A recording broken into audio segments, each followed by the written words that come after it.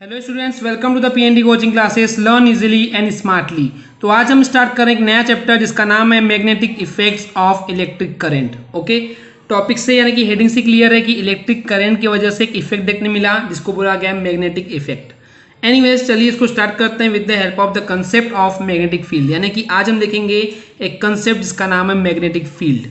चलिए देखते हैं क्या होता है ये। तो जैसे कि स्टूडेंट्स हमको पता है कि जब एक इलेक्ट्रिक वायर में से इलेक्ट्रिक करंट का फ्लो होता है तो हमको तीन टाइप के इफेक्ट देखने मिलते हैं। सबसे पहला इफेक्ट होता है magnetic effect, second is a chemical effect and third is a heating effect. Okay, तो यहाँ पे जो हीटिंग इफेक्ट है द थर्ड वन, जिसके कारण हम ये बोल सकते हैं कि हमारे पास इलेक्ट्रिक वायर थी, उस इलेक्ट्रिक वायर में से जब इलेक्ट्रिक करंट फ्लो हो रही थी तो फ्लो होने की वजह से वो वायर हीट हो जाती है, गर्म हो जाती है, उसी को बोला गया है heating effect. Okay, and chemical effect क्या है? इस केमिकल इफेक्ट की वजह से वहाँ पे इलेक्ट्रोलिसिस की प्रोसेस होने लगती है। Now what is electrolysis actually? ये आपने वैसे तो केमिस्ट्री में ऑलरेडी पढ़ लिए होंगे, but still I will just give you overview. इसमें क्या होता है एक्चुअली, जो हमारे पास इलेक्ट्रोलाइट का सॉल्यूशन होता है एक्चुअली वो ब्रेकडाउन होता है आयंस में, एंड उसमें आयन के फ्लो की वजह से वहाँ पे इलेक्ट्रिक करंट फ्लो होने लगती है, एंड वहाँ पे उसकी वजह से अगेन मैग्नेटिक फील्ड हमको देखने मिलता है। ओके, सो बेसिकली यहाँ पे जो केमिकल इफेक्ट होता है उसी की वजह से वहाँ पे इलेक्ट्रोलिसिस की प्रोसेस होती है। अगर आपको पता नहीं है इलेक्ट्रोलिसिस क्या है तो हम आगे आने वाले लेक्चर्स में और इन डेप्थ पढ़ाने वाले हैं। वैसे तो आपने ऑलरेडी केमिस्ट्री में ये पढ़ चुके होंगे। Okay, and the third effect is a magnetic effect. इस मैग्नेटिक इफेक्ट की वजह से क्या होता है कि जिस कंडक्टर में से या इलेक्ट्रिक वायर में से इलेक्ट्रिक करंट का फ्लो हो रहा है उसके चारों तरफ एक फील्ड जनरेट हो जाता है जिसको हम बोलते हैं मैग्नेटिक फील्ड। ओके, ये क्या है मैग्नेटिक फील्ड, एक्चुअली कैसा होता है इसको और थोड़ा सा समझने की कोशिश करते हैं और ज़्यादा इजी समझते हैं कि एक साइंटिस्ट थे ऑर्स्टेड, उन्होंने 1820 में एक एक्सपेरिमेंट किए। उस एक्सपेरिमेंट में एक्चुअली हुआ क्या? एक्चुअली वो कोई मैग्नेटिक फील्ड ढूंढने नहीं गए थे, उन्होंने सिंपली क्या किए थे, उन्होंने एक इलेक्ट्रिक वायर पकड़े, उसमें से इलेक्ट्रिक करंट का फ्लो करने लगे। तो जैसे ही इलेक्ट्रिक करंट का फ्लो होने लगा तो उनके पास एक मैग्नेटिक कंपास था। उस कंपास में नीडल लगी होती है, आपने देखे भी होंगे क्लास 10th एंड 11th में। तो उसमें जो नीडल लगी थी वो डिफ्लेक्ट होने लग गई। वो नीडल कहाँ रखा हुआ था? वो नीडल जो है एग्जैक्टली उस वायर के पास में रखा हुआ था। तो साइंटिस्ट ने यहाँ पे ऑब्जर्व किया कि ये क्या हुआ, डिफ्लेक्ट क्यों हुई ये needle, right?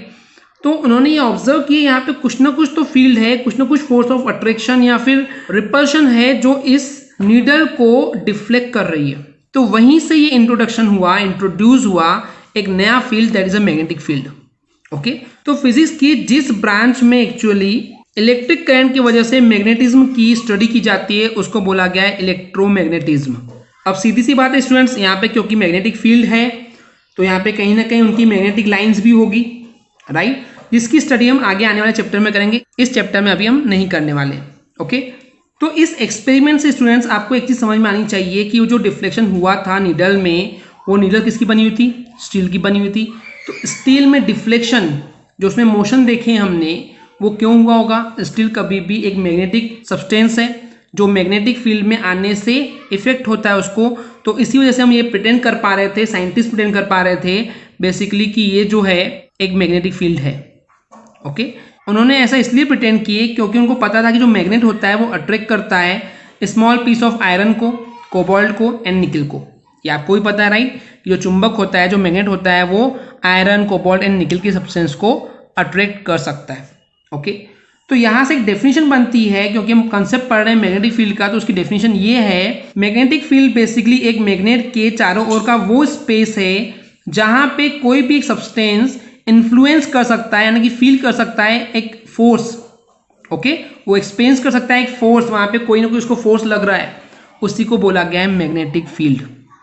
Okay, second definition अगर मैं इसको सिंपल टर्म्स में बताना चाहूँ तो ये बोल सकता हूँ कि मैग्नेटिक फील्ड मैग्नेट के चारों ओर का वो स्पेस है जहाँ पे वो मैग्नेटिक सब्सटेंस पे एक फोर्स इन्फ्लुएंस कर सकता है। ओके, तो ये था बेसिकली मैग्नेटिक फील्ड।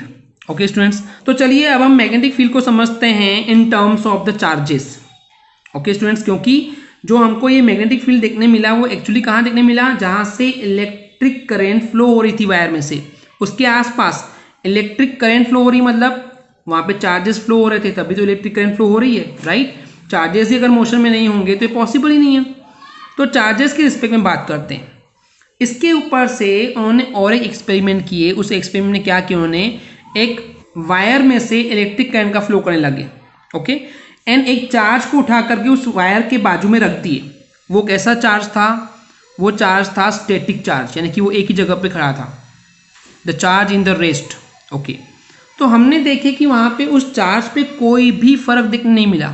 ओके, यानी कि अगर चार्जेस स्टे कर रहे हैं, रेस्ट पे हैं, तो उस कंडीशन पे वहाँ पे कोई भी मैग्नेटिक फील्ड देखने नहीं मिला।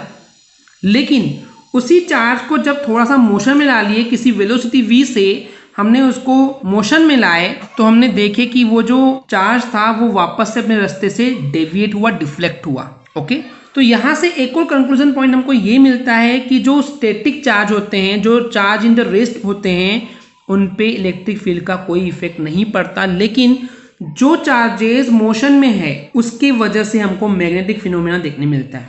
ओके स्टूडेंट्स, आई होप इतना क्लियर हो गया होगा। इसी के बेस पे और आगे कुछ फैक्ट्स एंड फिगर देखते हैं कि एक कंडक्टर में से जब हम इलेक्ट्रिक करंट को पास करते हैं तो उसके चारों ओर मैग्नेटिक फील्ड जो है वो डेवलप हो जाता है। ओके, अगर एक मैग्नेटिक नीडल जो है हम कंडक्टर के पास में रख देते हैं तो वो नीडल जो है एक एक्सपीरियंस करती है एक फोर्स। ओके, और वो फोर्स क्यों लग रहा है? Due to the magnetic field, जो कि उस करंट कैरिंग कंडक्टर के आसपास डेवलप हो चुका है ऑलरेडी। और वो डेवलप क्यों हुआ? क्योंकि उस कंडक्टर में से इलेक्ट्रिक करंट का फ्लो हो रहा था, यानी कि चार्जेस फ्लो में, एंड चार्जेस जब फ्लो में होंगे तो वहां पे मैग्नेटिक फील्ड प्रोड्यूस होगा ही होगा। ओके, तो अभी जो फोर्स था, ओके, जो ये फोर्स फील कर रही थी वो मैग्नेटिक नीडल, वो दो टर्म्स में, दो स्टेप में देखने मिली हमको। तो यहाँ पे दो स्टेप में हो रहा है, बोलने का मतलब ये है कि सपोज कर रहे हैं हमारे पास एक इलेक्ट्रिक वायर है, that is wire A B. Okay, and पहले जो ये इलेक्ट्रिक करंट फ्लो हो रही थी वो ए से बी की तरफ हो रही थी, नीडल सपोज कीजिए यहाँ पे रखी हुई है। उस कंडीशन में डिफ्लेक्शन सपोज कर रहे हैं हमको इस साइड देखने मिला। तो सेकेंड स्टेप में ये हुआ जब उन्होंने इलेक्ट्रिक करंट की डायरेक्शन चेंज कर दी, इट मीन्स बी टू ए कर दिए, तो डिफ्लेक्शन अदर साइड मिलने लगा हमको। इसी को बोला गया टू स्टेप में हमको मिलने लगा। ओके स्टूडेंट्स, तो इसके बेस पे हम सिंपली ये बोल सकते हैं कि जो कंडक्टर है, ओके, उसमें से क्योंकि इलेक्ट्रिक करंट सप्लाई हो रही है तो उसके वजह से वहां पे एक फील्ड प्रोड्यूस हो गया, उसी को हम बोलते हैं magnetic field. Okay students, and उसी की वजह से वो जो नीडल रखी हुई है, दैट इज मैग्नेटिक नीडल, वो एक फोर्स एक्सर्ट करती है अपने ऊपर, एंड यही इसके लिए प्रूफ था। ओके, तो इस पूरी थ्योरी से स्टूडेंट्स हमारे पास दो फैक्ट मिल रहे हैं। तो यहाँ पे वही लिखा हुआ है, the very first fact is कि एक हमारे पास कंडक्टर है या फिर इलेक्ट्रिक वायर है जिसमें से मूविंग चार्ज है, मतलब कि चार्ज मूव कर रहे हैं, इसका मतलब इलेक्ट्रिक करंट जो उसमें से फ्लो हो रहा है, तो उसके चारों ओर, इट मीन्स उस वायर के चारों ओर एक मैग्नेटिक फील्ड जनरेट हो जाता है। The very first conclusion.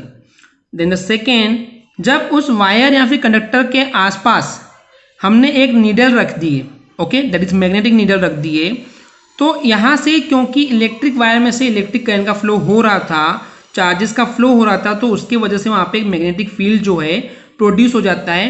यानी जो मैग्नेटिक फील्ड है वो एक्सर्ट करता है बेसिकली एक फोर्स उस सब्सटेंस पर। इट मीन्स वो सब्सटेंस कुछ भी हो सकता है, but that substance should be the magnetic substance. तो ये दो फैक्ट है हमारे पास। ओके स्टूडेंट्स, तो इस कंसेप्ट को आप माइंड में जरूर रखेंगे, पूरा चैप्टर आपको क्लियर हो जाएगा।